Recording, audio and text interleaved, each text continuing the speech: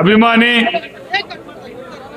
ಜನಾನುರಾಗಿ, ಜನಗಳಲ್ಲಿ ಮನ್ನಣೆಯನ್ನ ಪಡೆದುಕೊಂಡಿದ್ದಂಥ ಯುವ ನಾಯಕರು, ನಮ್ಮ ಹಿತೈಷಿಗಳು ಆದಂಥ ನಾರಾಯಣರವರ ಹುಟ್ಟುಹಬ್ಬ ಇವತ್ತು ಅತಿ ವಿಜೃಂಭಣೆಯಿಂದ ಸಾಗ್ತಾ ಇರತಕ್ಕಂಥದ್ದು ನಿಜಕ್ಕೂ ಕೂಡ ಬಹಳ ಸಂತೋಷವಾದಂಥ ವಿಚಾರ. ಬಂಧುಗಳೇ, ನೀವೆಲ್ಲ ಕೂಡ ಇಷ್ಟೊಂದು ಜನ ಸೇರಿ ಅಭೂತಪೂರ್ವವಾಗಿ ಅವರ ಹುಟ್ಟುಹಬ್ಬವನ್ನು ಆಚರಿಸ್ತಾ ಇದ್ದೀರಿ ಅಂದರೆ ಅವರು ನಿಮ್ಮ ಮನಸ್ಸಿನಲ್ಲಿ ಎಂಥ ಒಳ್ಳೆಯ ಜಾಗವನ್ನು ಪಡೆದುಕೊಂಡಿದ್ದಾರೆ ಅಂಥೇಳಿ ನಮಗೆಲ್ಲ ಗೊತ್ತಾಗ್ತದೆ. ಇಷ್ಟೊತ್ತಾದರೂ ಕೂಡ, ರಾತ್ರಿ ಆದರೂ ಕೂಡ ನೀವು ಅವರ ಅಭಿಮಾನಿಗಳು ಬಹಳಷ್ಟು ಸಾವಿರಾರು ಸಂಖ್ಯೆಯಲ್ಲಿ ಸೇರಿದ್ದೀರಿ. ನಿಮಗೆಲ್ಲರಿಗೂ ಕೂಡ ಏನು ಅವರ ಒಂದು ಒಳ್ಳೆಯತನ ಅದನ್ನು ನೀವೆಲ್ಲ ಮನಗಂಡಿದ್ದೀರಿ. ಮುಂದಿನ ದಿನಗಳಲ್ಲಿ ಅವ್ರಿಗೆ ರಾಜಕೀಯವಾಗಿ ಒಳ್ಳೆ ಭವಿಷ್ಯ ಇದೆ ಅಂತೇಳಿ ನಾನು ಈ ಸಂದರ್ಭದಲ್ಲಿ ಹೇಳೋದಕ್ಕೆ ಇಚ್ಛೆ ಪಡ್ತಾ ಇದ್ದೇನೆ. ಹಾಗೆಯೇ ಅವರಿಗೆ ದೇವರು ಆಯುಸ್ಸು, ಆರೋಗ್ಯ, ಐಶ್ವರ್ಯ ಎಲ್ಲ ಕೊಟ್ಟು ಅವರನ್ನು ದೇವರು ಚೆನ್ನಾಗಿಡಲಿ ಅಂತೇಳಿ ಆಶಿಸ್ತಾ, ಇಂಥ ಹುಟ್ಟುಹಬ್ಬಗಳು ಅನೇಕ ಆಚರಿಸ್ಕೊಳ್ಳಿ ಅಂತೇಳಿ ನಾನು ತುಂಬ ಹೃದಯದಿಂದ ಅವರಿಗೆ ಆಶೀರ್ವಾದವನ್ನು ಮಾಡ್ತಾ ಇದ್ದೇನೆ ಅಂತೇಳಿ ನನ್ನ ಒಂದು 2 ಮಾತನ್ನು ಮುಗಿಸ್ತಾ ಇದ್ದೇನೆ. ಜೈ ಹಿಂದ್, ಜೈ ಕರ್ನಾಟಕ. ನನಗೆ ಸುಮಾರು ನಮ್ಮ ನಾರಾಯಣ್ ಕರೀತಾ ಇದ್ರು, ನನ್ನ ಬರ್ತಡೇಗೆ ಅಂತ ಹೇಳ್ಬಿಟ್ಟು ಒಂದು ನಮ್ಮ ವೆಂಕಟರಾಮ ಹೇಳ್ತಿದ್ರು, ಆಯ್ತು ಬೇಡ ಮುಗಿಸ್ಬಿಡ್ರಪ್ಪ ಆಯ್ತು ಅಂತ ಹೇಳ್ಬಿಟ್ಟು ಹೇಳ್ತಾ ಇದ್ದೆ. ಬಹುಶಃ ಇವತ್ತು ಮೊನ್ನೆ ಸಿಕ್ಕಿದಾಗ ಹಣ ಬರಲೇಬೇಕು ಅಂತಂದ್ರು. ಆಯ್ತಪ್ಪ ಬರ್ತಿದ್ರು. ನಾನು ಬಹುಶಃ ಇಷ್ಟೊಂದು ಮಟ್ಟದಲ್ಲಿ ಇಲ್ಲಿ ಕಾರ್ಯಕ್ರಮ ನಡೀತಾ ಇದೆ ಅಂತ ಹೇಳ್ಬಿಟ್ಟು ನಾನು ಅಂದ್ಕೊಂಡಿಲ್ಲ.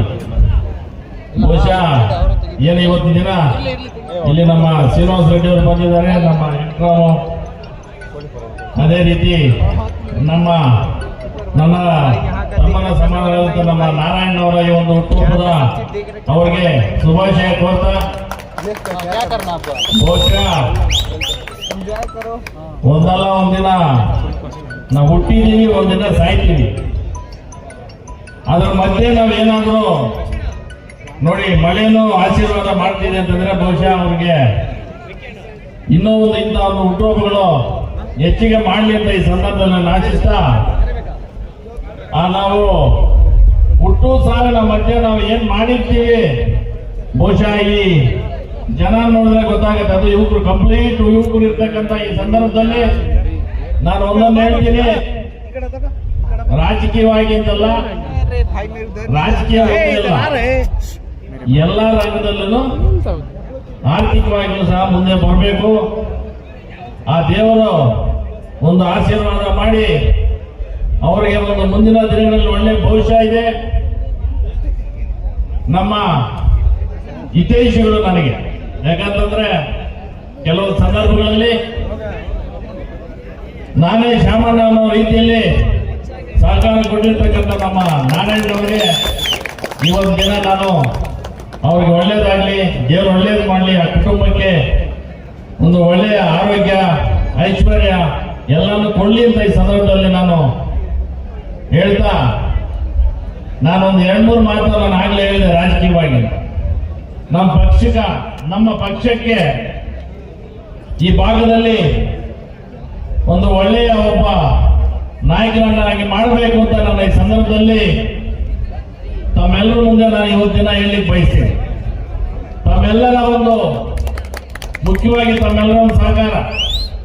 ಯುವಕರು ಇವತ್ತಿನ ದಿನ ಏನಾದರೂ ಯೋಚನೆ ಮಾಡಿದ್ರೆ ಬಹುಶಃ ಯೋಚನೆ ನಿಜವಾಗ್ಲೂ ಆಗ್ತದೆ. ಯುವಕರು ಮನಸ್ಸು ಮಾಡಿದ್ರೆ ಏನ್ ಬೇಕಾದ್ರೂ ಮಾಡ್ಬೋದು, ಅಂದ್ರೆ ಒಳ್ಳೆ ರೀತಿಯಲ್ಲಿ. ಈ ನಿಟ್ಟಿನಲ್ಲಿ ಯಾವುದೇ ಆಗಲಿ 4 ಜನಕ್ಕೆ ಅನುಕೂಲ ಮಾಡುವಂತ ಒಂದು ಕೆಲಸ ಮಾಡಬೇಕು. ಮುಂದೆ ರಾಜಕೀಯದ ಒಂದು ಪಯಣ ಆ ದೇವರ ಆಶೀರ್ವಾದ ಇರುತ್ತೆ. ಹಣೆ ಬರ ಎರಡೂ ಬೇಕಾಗ್ತದೆ. ಹಣೆ ಬರ ಇದ್ರೆ ಯಾರೇನು ಮಾಡೋಕ್ಕಾಗಲ್ಲ. ಹಣೆ ಬರ ಇಲ್ದಿದ್ರೆ ಬಹುಶಃ ಯಾರೇನು ಮಾಡಿದ್ರು ಮೇಲಕ್ಕೆ ಬರೋಕ್ಕಾಗಲ್ಲ, ಮುಂದಕ್ಕೆ ಬರೋಕ್ಕಾಗಲ್ಲ. ನಾನು ಹಣೆ ಬರ ತುಂಬಾ ನಂಬ್ತೀನಿ. ನಾನು ಬೇರೆ ಯಾರು ಏನು ಹೇಳ್ಕೊಳ್ಳಿ, ನಾನು ಇದನ್ನ ಒಂದನ್ನೇ ನೋಡೋದು. ಹಣೆ ಬರ ಬಿಟ್ರೆ ಹೇಳ್ಕೋಬೋದು 70 ರೀತಿಯಲ್ಲಿ 76 ಜನ ಹೇಳ್ಕೊತಾರೆ. ನಾವು ಹೋಗುವಂತ ದಾರಿ ಸರಿ ಇರಬೇಕು. ನಾವು ಒಳ್ಳೆ ದಾರಿಯಲ್ಲಿ ಹೋಗ್ತಾ ಇದ್ರೆ ಆ ದೇವರ ನಮ್ಮನ್ನು ಕಾಪಾಡ್ತಾನೆ. ನಾವೆಷ್ಟೋ ಎಲ್ಲಾ ರೀತಿಯಲ್ಲೂ ನಾವು ಯಾವುದೇ ಒಂದು ಅದ್ಯಾವುದೋ ಇದರಲ್ಲಿ ಹೇಳ್ತಾರಲ್ಲ, ಗತಂ ಮಚ್ಚಿನವನ್ ಘೋಷಿತ ಬಿಡುದು ಅಂತ. ಬಹುಶಃ ನಾವು ಹಿಂದಿನ ದಿನಗಳನ್ನ ಯಾವತ್ತೂ ಮರಿಕೊಡುದು. ಹಿಂದೆ ನಾವು ಎಲ್ಲಿದ್ದೀವಿ ಅದನ್ನು ಯಾವತ್ತೂ ಮರಿಬಾರ್ದು. ಅದನ್ನು ಮರೆತವರು ಬಹುಶಃ ಮುಂದಿನ ದಿನಗಳಲ್ಲಿ ಆ ಕಷ್ಟನ ಅನುಭವಿಸಬೇಕಾಗ್ತದೆ. ಕರ್ಮ ಅಂತಾರಲ್ಲ, ಕರ್ಮ ಯಾರನ್ನೂ ಬಿಡಲ್ಲ. ಕರ್ಮ ಅಂತಂದ್ರೆ ದೇವ್ರು ಬೇಕಾದ್ರೆ ಕ್ಷಮಾಪಣೆ ಕೊಡ್ತಾರೆ. ಕರ್ಮ ಅಂತೂ ನಮ್ಮ ಬಿಡೋದೇ ಇಲ್ಲ, ನಾವು ಮಾಡಿರ್ತಕ್ಕಂಥ ಕೆಲಸಗಳು. ಬಹುಶಃ ಈ ನಿಟ್ಟಿನಲ್ಲಿ ಇನ್ನೂ ಜಾಸ್ತಿ ಮಾತಾಡ್ಬೇಕು ಅಂದ್ಕೊಂಡಿದ್ದೆ, ಬಹುಶಃ ಬೇಡ. ಯಾಕಂದ್ರೆ ಸುಮಾರು ಜನ ಇಲ್ಲಿ ನೆರೆದಿದ್ದಾರೆ. ಬಹುಶಃ ಅವ್ರಿಗೆ ಇನ್ನೇನು ತೊಂದರೆ ಆಗೋದ್ರೆ ಊಟ ಮಾಡಿಕೊಂಡು ಆರಾಮಾಗಿ ಹೋಗ್ಲಿ. ಬಹುಶಃ ಮಧ್ಯಾಹ್ನದಿಂದಲೂ ಸಹ ಸುಮಾರು ಒಂದು 1,500-2,000 ಜನ ಇದ್ರು ಅಂತ ಹೇಳ್ತಿದ್ದಾರೆ. ಇಲ್ಲಿ ನೋಡಿದ್ರು ಸುಮಾರು 1,000 ಜನ ಮೇಲಿದ್ದಾರೆ. ಇಂಥ ಯುವಕರನ್ನ ಪಡೆಯನ್ನ ಕಟ್ಕೊಂಡಿರ್ತಕ್ಕಂಥ ನಾರಾಯಣಗೆ ಮುಂದಿನ ದಿನಗಳಲ್ಲಿ ಒಳ್ಳೇದಾಗ್ಲಿ, ಅವ್ರು ಇನ್ನೂ ಒಳ್ಳೆಯ ಮಟ್ಟಕ್ಕೆ ಬಂದು ಉನ್ನತ ಮಟ್ಟಕ್ಕೆ ಏನಿ ಅಂತ ನಾವು ಈ ಸಂದರ್ಭದಲ್ಲಿ ಹೇಳ್ತಾ. ಯಾಕಂದ್ರೆ ನಮ್ಮ ಹೆಣ್ಕ್ರಮ ಯಾವತ್ತೂ ಅಷ್ಟೇ, ನಮ್ಮನ್ನು ಯಾವತ್ತೂ ಯಾವುದೇ ರೀತಿಯಲ್ಲಿ 1% ಬಿಟ್ಕೊಡಲ್ಲ. ಮುಖ್ಯವಾಗಿ ರಾಜಕೀಯವಾಗಿರ್ಬೋದು, ಯಾವುದೇ ಒಂದು ರಂಗದಲ್ಲಿ ಆಗಿರ್ಬೋದು. ಇಂಥವ್ರಿಗೆ ನಾನು ಮುಂದಿನ ನಮ್ಮ ಋಣ ತೀರಿಸಲೇಬೇಕಾಗ್ತದೆ. ಋಣಿಯಾಗಿದ್ದೀವಿ ಅಂತ ಈ ಸಂದರ್ಭದಲ್ಲಿ ಹೇಳ್ತಾ, ಏನು ಇಲ್ಲಿ ಕರೆಸಿ ನಾನು ಮಾತಾಡೋದು ಅವಕಾಶ ಕೊಟ್ಟ ತಮ್ಮೆಲ್ಲರಿಗೂ ನನ್ನ ನಮಸ್ಕಾರ ಹೊಂದಿಸ್ತಾ ಇವತ್ತಿನ ದಿನ ಇಲ್ಲಿಗೆ ಬಂದಿದ್ದೀನಿ. ಬಹುಶಃ ಅವ್ರಿಗೆ ನಮ್ಮ ಆಶೀರ್ವಾದ ಸದಾ ಇರ್ತದೆ ಅಂತ ಸಂದರ್ಭ ಹೇಳ್ತಾ ನನ್ನ ಮಾತನ್ನ ಮುಗಿಸ್ತಾ ಇದ್ದೀನಿ. ಜೈ ಹಿಂದ್, ಜೈ ಕರ್ನಾಟಕ. ಈ ಅದ್ಭುತವಾದ ಕಾರ್ಯಕ್ರಮದಲ್ಲಿ ನಮ್ಮ ಸ್ನೇಹಿತರು ನಾರಾಯಣ ಅವರ ಹುಟ್ಟುಹಬ್ಬದ ಪ್ರಯುಕ್ತ ನಮ್ಮ ಜೆಡಿಎಸ್ ಪಕ್ಷದ ಪ್ರಭಾವಿ ನಾಯಕರುಗಳಾದ ಕಡೆನಲ್ಲಿ ನಾಗರಾಜನ್ನವರು, ವಿ ಕಾಮನ್ ಅವರು, ಶ್ರೀನಿವಾಸ ರೆಡ್ಡಿ ಅನ್ನವರು, ಇನ್ನು ಗಣ್ಯಾತಿ ಗಣ್ಯರು ಆಗಮಿಸಿ ಮತ್ತು ಅನೇಕ ಭಾಗಗಳಿಂದ ಅವರ ಅಭಿಮಾನಿಗಳು, ಮುಡಿನೂರು ಸುತ್ತಮುತ್ತಲು ಇರುವ ಎಲ್ಲ ಅವರ ಅಭಿಮಾನಿಗಳ ಬಲಗ ಮತ್ತು ಅವರ ಸ್ನೇಹಿತರು ಎಲ್ಲರೂ ಬಂದು ಕೂಡ ಈ ಕಾರ್ಯಕ್ರಮವನ್ನು ಬಹಳ ಯಶಸ್ವಿಯಾಗಿ ನಾರಾಯಣರವರಿಗೆ ಹುಟ್ಟುಹಬ್ಬವನ್ನು ಏನು ಕೋರಿದಿರೋ, ನಾನು ಕೂಡ ನಾರಾಯಣರವರಿಗೆ ಹುಟ್ಟುಹಬ್ಬದ ವಿಶೇಷವಾಗಿ ಅವರಿಗೆ ಹುಟ್ಟುಹಬ್ಬದ ಶುಭಾಶಯಗಳನ್ನು ಕೋರುತ್ತಾ, ಅವರು ಇಂತಹ ಹುಟ್ಟುಹಬ್ಬವನ್ನು ಇನ್ನೂ 100 ಹುಟ್ಟುಹಬ್ಬಗಳನ್ನು ಆಚರಿಸಿ ನಿಮ್ಮಂತವರಿಗೆ ಅನ್ನದಾತ ಸುಖೀಭವ ಅಂತ ಹೇಳಿ ಎಲ್ಲರಿಗೂ ಊಟ ಉಪಚಾರವನ್ನು ಕೂಡ ಹಾಕಿ ಬಹಳ ಸಂತೋಷದಿಂದ ನಿಮ್ಮನ್ನೆಲ್ಲರೂ ಕೂಡ ಕಳಿಸ್ತಾ ಇದ್ದಾರೆ. ಅವರಿಗೆ ನಮ್ಮ ನಾಗರಾಜನ್ ಅವರು ಹೇಳಿದಂಗೆ ರಾಜಕೀಯವಾಗಿ ಉಜ್ವಲ ಭವಿಷ್ಯತ್ತಿದೆ. ಈ ತರ ಅಭಿಮಾನಿಗಳನ್ನು ಹೊಂದಿರ್ತಕ್ಕಂಥ ನಾವು ದಾರಿಯಲ್ಲಿ ಬರಬೇಕಾದ್ರೆ ನೋಡಿದೆ, ಒಂದು ಕಾಲುವಲ್ಲಿ ಸುಮಾರು 50 ಕಾರು ನಿಂತಿತ್ತು. ನಾನು ಹೇಳಿಕೊಂಡೆ ಅಂತಂದ್ರೆ ಯಾರೋ ಒಂದು ಬಾಲಿವುಡ್ ನಟ ಇಲ್ಲ ಹಾಲಿವುಡ್ ನಟ ಯಾರೋ ಹೋಗ್ತಾ ಇದ್ದಾರಪ್ಪ, ಇಷ್ಟೊಂದು ರಶ್ ಆಗಿದೆ ಅಂದ್ಕೊಂಡೆ. ಅದು ನೋಡಿದ್ರೆ ನಾನು ಕೂಡ ನಾರಾಯಣ ಅವ್ರ ಕಾರ್ಯಕ್ರಮಕ್ಕೆ ಬರ್ತಾ ಇದ್ದಿದ್ದು ತುಂಬಾ ಖುಷಿ ಆಯ್ತು. ಅವ್ರಿಗೆ ಮತ್ತೊಮ್ಮೆ ಹುಟ್ಟುಹಬ್ಬದ ಶುಭಾಶಯಗಳನ್ನು ಹೇಳ್ತಾ, ಏನು ನಮ್ಮ ಮಾಧ್ಯಮ ಸ್ನೇಹಿತರು ಕೂಡ ಬೆಳಗಿಂದ ಕೂಡ ಬಂದಿದ್ದೀರಂತೆ, ನಿಮ್ಗೂ ಕೂಡ ಎಲ್ಲರಿಗೂ ಒಳ್ಳೇದಾಗ್ಲಿ. ಇಲ್ಲಿ ಬಂದಿರ್ತಕ್ಕಂಥವ್ರೆಲ್ಲರೂ ಕೂಡ ಆರಾಮಾಗಿ ಊಟ ಮಾಡಿ ನಿಮ್ಮ ಮನೆಗಳಿಗೆ ಹುಷಾರಾಗಿ ಹೋಗ್ಬೇಕು ಅಂತ ಹೇಳ್ತಾ ನನ್ನ ಮಾತನ್ನು ಮುಗಿಸ್ತಾ ಇದ್ದ. ಏನವರೊಂದು ಹುಟ್ಟುಹಬ್ಬವನ್ನ ಆಚರಿಸ್ತಾ ಇದ್ದೀವಿ. ಈ ಕಾರ್ಯಕ್ರಮಕ್ಕೆ ಆಗಮಿಸಿರ್ತಕ್ಕಂಥ ನಮ್ಮ ಕೋಚಮಲ್ಲ ನಿರ್ದೇಶಕರು ಆತ್ಮೀಯರಾದ ನಾಗರಾಜನವರೇ, ಹೋಮಲ್ಲ ನಿರ್ದೇಶಕರಾಗಿರ್ತಕ್ಕಂಥ ಸಾಮಣ್ಣವರೇ, ಪ್ರಭಾಕರ್ ಅವರೇ, ಇಲ್ಲಿ ನಿಂತಿರ್ತಕ್ಕಂಥ ಎಲ್ಲ ಗಣ್ಯಮಾನ್ಯರೇ, ಇವತ್ತು ನಾರಾಯಣ ಅವರು ವಯಸ್ಸಿನಲ್ಲಿ ನನಗೆ ತುಂಬಾ ಚಿಕ್ಕವರು. ವಯಸ್ಸಿನಲ್ಲಿ ಚಿಕ್ಕವರಾದ್ರೂ ಕೂಡ ಅವರು ಎಷ್ಟು ಎತ್ತರಕ್ಕೆ ಬೆಳೆದಿದ್ದಾರೆ ಅನ್ನೋದನ್ನ ಈಗಷ್ಟೇ ನಾನು ನೋಡಿದೆ, ಬಟ್ ಕೇಳ್ಪಟ್ಟಿದ್ದೆ. ಇವತ್ತು ನಾವು ನಿರ್ಮಾಣದಿಂದ ಬರುವಾಗ ಗಡ್ಡೂರಿನಿಂದ ಹಿಡಿದು ಮುಡಿನೂರಿನಿಂದ ಹಿಡಿದು ಅಲ್ಲಿ ಯುವ ಪಡೆ ಅವರನ್ನು ಯಾವ ರೀತಿ ಬರಮಾಡ್ಕೊಳ್ತಾ ಇತ್ತು, ಅವರ ಹುಟ್ಟುಹಬ್ಬವನ್ನ ಅಲ್ಲಿ ಯಾವ ರೀತಿ ಆಚರಣೆ ಮಾಡ್ತಾ ಇದ್ರು ಅನ್ನೋದನ್ನ, ಅವ್ರು ಯಾವ ರೀತಿ ಜನಮನ್ನಣೆಯನ್ನ ಗೆದ್ದಿದ್ದಾರೆ ಅಂತಕ್ಕಂಥದ್ದನ್ನ ಅದು ನಮ್ಗೆ ತೋರ್ಪಡಿಸ್ತದೆ.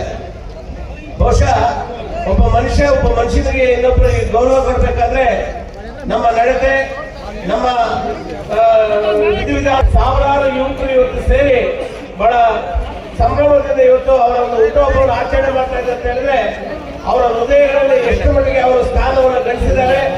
ಅವರು ಎಷ್ಟು ಮಟ್ಟಿಗೆ ಒಂದು ಜನಮನ್ನಣೆ ಪಡೆದಿದ್ದಾರೆ ಅನ್ನೋದನ್ನ ನಮಗೆ ತುಂಬಾ ಖುಷಿ ಆಗ್ತದೆ.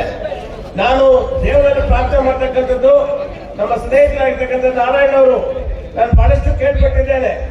ಏನು ಬಹಳಷ್ಟು ಸಮಾಜಮುಖಿ ಕೆಲಸಗಳಲ್ಲಿ ತಮ್ಮನ್ನು ತಾವು ತೊಡಗಿಸಿಕೊಂಡು ಬಡಬಗ್ಗರಿಗೆ ಒಂದು ಯಾವುದೇ ಹಾಸ್ಪಿಟಲ್ ವಿಚಾರ ಆಗಿರ್ಬೋದು ಅಥವಾ ಯಾವುದೇ ಬಡಬಗ್ಗರಿಗೆ ಒಂದು ಮದುವೆ ವಿಚಾರಗಳಾಗಿರ್ಬೋದು, ಯಾರೇ ಸಮಸ್ಯೆ ಅಂತ ಬಂದರೂ ಕೂಡ ಅವರಿಗೆ ತಮ್ಮ ಕೈಯಲ್ಲಾದಂತ ಒಂದು ಸಹಾಯವನ್ನು ಮಾಡಿ, ಸೊ ಅವರಿಗೆ ತಮ್ಮ ಕೈಯಲ್ಲಾದಂತ ಒಂದು ಸಹಾಯವನ್ನು ಮಾಡಿ ಅವರು ಬೆಂತಟ್ಟುವಂತ ಕೆಲಸವನ್ನ ಈ ಭಾಗದಲ್ಲಿ ಮಾಡ್ತಾ ಇರ್ತಕ್ಕಂಥದ್ದನ್ನು ಕೂಡ ನಾನು ಕೇಳ್ಪಟ್ಟೆ. ಸೊ ಅವರು ಮಾಡ್ತಾ ಇರ್ತಕ್ಕಂಥ ಈ ಒಂದು ಅಭೂತಪೂರ್ವವಾದಂತ ಒಂದು ಕೆಲಸ, ಇದು ಒಂದು ಸಮಾಜಮುಖ ಕೆಲಸ, ಜನರಿಂದ ಮನ್ನಣೆ ಪಡೆಯೋದ್ರ ಜೊತೆಗೆ ಅವರ ದೈವ ಕೃಪೆ ಕೂಡ ಅವ್ರಿಗೆ ಇರ್ತದೆ ಅಂತ ಕೂಡ ಈ ಸಂದರ್ಭದಲ್ಲಿ ನಾನು ಭಾವಿಸ್ತೇನೆ. ಮುಂದಿನ ದಿನದಲ್ಲಿ ನಿಮ್ಮಂತವ್ರು ಇನ್ನೂ ಬಹಳ ಎತ್ತರಕ್ಕೆ ಬೆಳಿಬೇಕು. ನಿಮ್ಮಂತವ್ರು ಎತ್ತರಕ್ಕೆ ಬೆಳೆದ್ರೆ ಸಮಾಜದಲ್ಲಿ ಬಹಳಷ್ಟು ಜನಕ್ಕೆ ಅದು ಅನುಕೂಲ ಆಗ್ತದೆ.